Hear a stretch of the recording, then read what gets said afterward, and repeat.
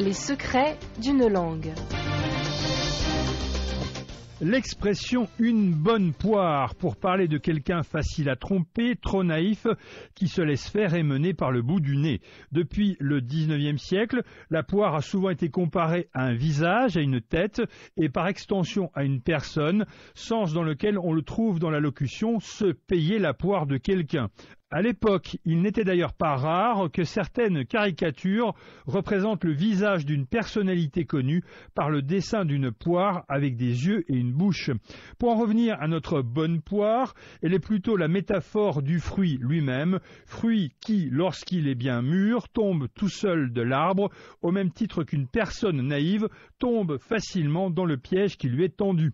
Notion quand même un peu adoucie par l'adjectif bonne, qui donne ici à la victime un certain côté sympathique, à la gentillesse franche et attendrissante. Dans le même esprit, comme l'écrit le dictionnaire de l'Académie en 1932, on peut parler d'une poire molle pour désigner quelqu'un qui manque de volonté ou de caractère. Illustration tirée de la littérature française. Il ne sait pas le plaisir que j'ai à être poire, non une poire vulgaire, une poire malgré elle, un imbécile, oh non, mais une poire qui se sait poire, volontaire, consciente, une poire de luxe, trouvée chez Jules Renard dans ses chroniques villageoises et citadines intitulées Œil clair, publiées en 1910.